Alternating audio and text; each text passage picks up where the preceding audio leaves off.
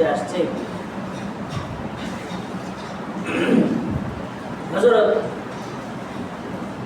ইমাম বুখারী রাহমাতুল্লাহি আলাইহি এবং ইমাম মুসলিম রাহমাতুল্লাহি আলাইহি দুজনেরই উস্তাদ শাফি মাযহাবের প্রবর্তক ইমাম শাফি রাহমাতুল্লাহি আলাইহি। শাফি রাহমাতুল্লাহি আলাইহি সূরা আসরের ফজিলত সম্পর্কে তিনি বলেন,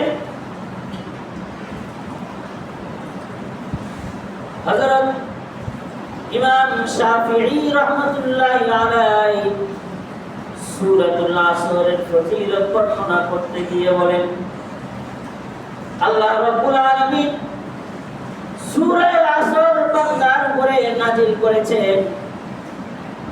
আল্লাহর নবীর উপরে সূরাতুল আসর অবতীর্ণ করা হয়েছে।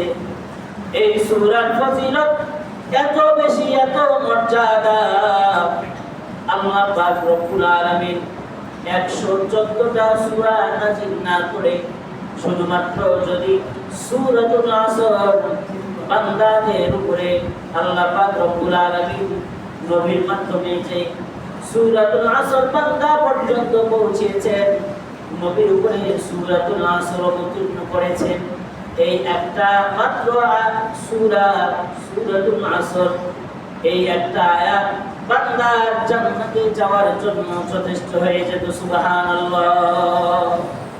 সূরাতুল আসরের ফজিলত এত বেশি, হাদিস শরীফের মধ্যে আসছে, সাহাবীরা যখন একজন অপরজন সাহাবীদের সাথে সাক্ষাৎ করতেন, ইদা ইলতাকা রাজুলান মিন আসহাবি রাসূলিল্লাহি সাল্লাল্লাহু আলাইহি ওয়াসাল্লাম লাম ইয়াতাফাররাকা হাত্তা ইয়াসমা'a আও হাত্তা তাসমা'a সূরাতাল আসরি। নবী আলাইহিস সালামের সাহাবায়ে কেরাম যখন একজন অন্যজনের সাথে সাক্ষাৎ করতেন, মোলাকাত করতেন, একজন আরেকজনের সাথে সাহাবায়ে কেরামের দেখা হলে যতক্ষণ পর্যন্ত সূরাতুল আসর একে অপরকে না শোনাতেন ততক্ষণ পর্যন্ত তারা পৃথক হতেন না। সুবহানাল্লাহ। কিতাবের ভিতরে আসছে, এরপরে সূরাতুল আসরের এই তেলাওয়াত শ্রবণ করার পরে তারা একে অপরকে সালাম দিয়ে বিদায় হয়ে যেত। মরুভূমির মাঠে মরুভূমিতে একজন সাহাবীর সাথে সাক্ষাৎ হলেও প্রচন্ড গরমের ভিতরেও যদি একজন আর একজন সাহাবীর সাথে দেখা হয়ে যায়, তাহলে ওই মরুভূমির মধ্যে সূরাতুল আসরের তেলাওয়াত একজন আর একজন সাহাবীকে শোনাতেন। সুবহানাল্লাহ। এই সূরার এত ফজিলত, এত মর্যাদা, হযরত শাফি রাহমাতুল্লাহি আলাইহি এজন্যই বলেন, এই সূরা এমন একটি সূরা, এই সূরা নাযিল করার পরে আল্লাহ পাক যদি আর কোন সূরা নাযিল নাও করতেন, তাহলে আল্লাহ পাক রব্বুল আলামিন তার বান্দার জন্য যেগুলো প্রয়োজন, যেগুলো বান্দার জন্য করণীয় আর যেগুলো বর্জনীয়, সকল বিষয় আল্লাহ পাক রব্বুল আলামিন সূরাতুল আসরের মধ্যে লিপিবদ্ধ করেছেন। সামগ্রিক কোরআনের মধ্যে যা বলা হয়েছে, আল্লাহ পাক রব্বুল আলামিন সামগ্রিক বিষয়গুলোকে সূরাতুল আসরের মধ্যে বর্ণনা করেছেন।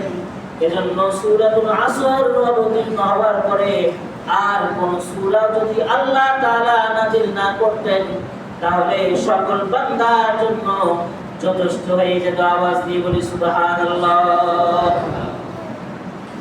আল্লাহ পাক রব্বুল আলামিন কসম খাইলেন, ওয়াল আসর, সময়ের কসম, যুগের কসম।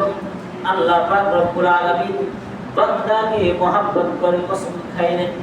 কখনো আল্লাহ পাক রব্বুল আলামিন কসম করেছেন কলমের, আবার কখনো কসম করেছেন সকালের কসম, আবার কখনো আল্লাহ পাক রব্বুল আলামিন রাতের কসম করেছেন, আবার কখনো আল্লাহ পাক রব্বুল আলামিন দিনের কসম করেছেন, কখনো আল্লাহ পাক রব্বুল আলামিন সূর্যের কসম করেছেন, আবার কখনো আল্লাহ পাক রব্বুল আলামিন চন্দ্রের কসম করেছেন। আল্লাহ পাক রব্বুল আলামিন বহু জায়গায় কসম করেছেন মানুষকে কথা বুঝবার জন্য। ও মানুষ, আমি তোমাদেরকে নিজ হাতে আল্লাহ সৃষ্টি করেছি, এই জন্য আমি তোমাদেরকে অনেক ভালোবাসি, অনেক মহব্বত করি।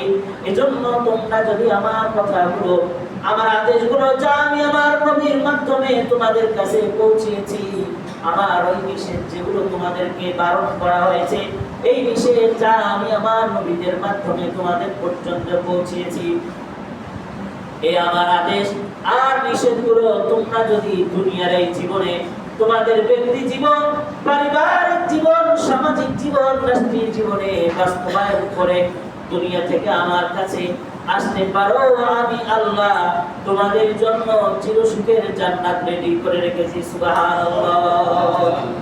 এজন্যই আল্লাহ পাক রব্বুল আলামিন জায়গায় জায়গায় কসম খেয়েছেন সবগুলো মানুষদেরকে ভালোবেসে মহব্বত করে। আল্লাহ পাক রব্বুল আলামিন সূরা আসর শুনতে বললেন, ওয়াল আসর, যুগের কসম, সময়ের কসম, ইন্নাল ইনসানা লাফি খুসর, নিশ্চয়ই সকল মানুষ ক্ষতিগ্রস্তের মধ্যে রয়েছে। সকল মানুষ ক্ষতিগ্রস্তের মধ্যে রয়েছে। একটা ব্যাখ্যা হলো মানুষের হায়াত দিন দিন ফুরিয়ে যাচ্ছে। এই যে আমি যতটুকু সময় এতক্ষণ বয়ান করলাম, আমার হায়াতের জিন্দেগি থেকে এই সময়টা অতিবাহিত হয়ে গেল, আমার হায়াত কমে গেল। আপনারা যতক্ষণ এই বয়ানটা শুনলেন, আপনাদের হায়াত কমলো। আস্তে আস্তে আমরা শৈশব থেকে নিয়ে কৈশোর জীবন, এভাবে আস্তে আস্তে এক সময় আমাদের বয়স বৃদ্ধের দিকে যায়। আমরা মনে করি না এখন মনে হয় অনেক সময় আছে। আল্লাহ পাক রব্বুল আলামিন বান্দাকে ডাক দিয়ে বলেন, ও আমার বান্দা, না না, সাবধান হও, সতর্ক হও, ইন্নাল ইনসানা লাফি খুসর, নিশ্চয়ই সকল মানুষ ক্ষতিগ্রস্তের মধ্যে রয়েছে। অর্থাৎ মানুষের হায়াত দিন দিন কমে যাচ্ছে।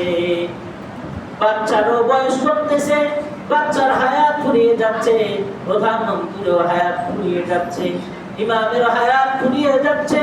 এভাবে আস্তে আস্তে নেতা বলেন, প্রজা বলেন, অধীনস্থ বলেন, গার্জিয়ান বলেন, প্রত্যেকের হায়াতটা আস্তে আস্তে কমতেছে। এজন্য আল্লাহ পাক রব্বুল আলামিন বলেন, ও আমার বান্দারা, নিশ্চয়ই সকল মানুষ ক্ষতিগ্রস্তের মধ্যে রয়েছে। তবে হায়াতের জিন্দেগিতে ওই সকল ব্যক্তির হায়াতটা ক্ষতিগ্রস্ত নয় যারা বিশেষ করে 4টা গুণ অর্জন করতে পেরেছে, যার ভিতরে বিশেষ করে 4টা বৈশিষ্ট্য পাওয়া যাবে।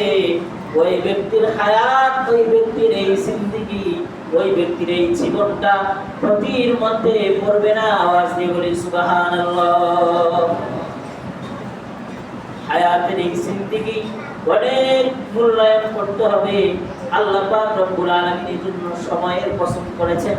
সময়ের মূল্য দিবার জন্য আমরা মনে করছি না, আজ নয় কালকে নামাজ পড়বো, এখনো তো আমার দাড়ি ওঠে নাই, এখনো আমি বিবাহ শাদী করি নাই, এখন কেন আমি নেক আমল করব? যাদের উপরে হজ ফরজ, আমরা মনে করি এখন কেন হজ করব?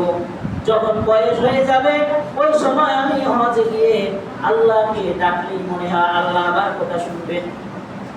বয়স আমার এখন যুবক বয়স, আমি মনে করছি এখন কেন আমি দাঁড়িয়ে রাখবো? এখন তো আমি বিবাহ শাদী করি নাই, আগে বিবাহ শাদী করে নেই, বাচ্চা কাচ্চা হোক, এরপরে আমি দাঁড়িয়ে রাখবো। ও ভাই, আল্লাহ আপনাকে এই জিন্দেগি দিয়েছেন, এই জন্য আল্লাহ পাক রব্বুল আলামিন কসম করেছেন, আল্লাহ সময়ের কসম, যুগের কসম, কালের কসম, এই জীবন মূল্য দেওয়ার জন্য, এই জীবনের প্রতিটি মুহূর্ত মূল্যায়ন করবার জন্য আল্লাহ পাক রব্বুল আলামিন সূরাতুল আসরের শুরুতে কসম করেছেন। এই হায়াতের জিন্দেগিতে 4 বৈশিষ্ট্য কোন বান্দা যদি অর্জন করতে পারে, তার জিন্দেগি যদিও অল্প হয়, যদিও তার বয়সটা 17 বছর হয়, যদিও তার বয়সটা 30 বছর হয়, যদিও তার বয়সটা 20 বছর হয়, এই অল্প সময়ে বান্দা যদি 4 গুণের অধিকারী হতে পারে, বান্দা যদি এই 4টা বিশেষ গুণ অর্জন করতে পারে, আল্লাহ পাক রব্বুল আলামিন বলেন এই 4 গুণের অধিকারী বান্দাদের জন্য আমি আল্লাহ আমার জান্নাত তৈরি করে রেখেছি। আওয়াজ দিয়ে বলি সুবহানাল্লাহ। 4 গুণের প্রথম গুণ আল্লাহ রাব্বুল আলামিন বলেন ইল্লাল্লাযীনা আমানু। 4 গুণের প্রথম নম্বর গুণ হলো আল্লাহ এবং তার রাসূলের প্রতি ঈমান আনয়ন করা। দ্বিতীয় নম্বর গুণ হলো ওয়ামিলুস সালিহাত। দ্বিতীয় নম্বর গুণ হলো সৎ কর্ম করা। একটা হলো ঈমান বিল্লাহ, আল্লাহ এবং তার রাসূলের প্রতি বিশ্বাস স্থাপন করা। দ্বিতীয় নম্বর শুধুমাত্র আল্লাহ এবং তার রাসূলের প্রতি ঈমান আনলেই যথেষ্ট নয়, বরং এই ঈমানকে এবং এই ঈমানকে মজবুত করার জন্য কথায় নয় কাজের মাধ্যমে বাস্তবায়ন করা, অর্থাৎ সৎকর্ম করা। দ্বিতীয় নম্বর গুণ সৎকর্ম করা। 3 নম্বর গুণ আল্লাহ পাক রব্বুল আলামিন বলেন ওয়া তাওয়াসাউ বিল হক। দ্বিতীয় নম্বর গুণ হলো সত্যের প্রতি মানুষদেরকে উপদেশ দেওয়া। তাওয়াসাউ অর্থ হলো একজন মুসলমান আর একজন মুসলমানকে সত্যের প্রতি আহ্বান করবে, ভালো কাজের আদেশ করবে। ওয়া তাওয়াসাউ বিস সাবর। চতুর্থ নম্বর গুণ হলো একজন বান্দা আর একজন বান্দাকে বিপদের সময় যেন ধৈর্য ধারণ করে, ধৈর্যের প্রতি এক মুসলমান আর একজন মুসলমানকে উপদেশ দিবে। সুবহানাল্লাহ।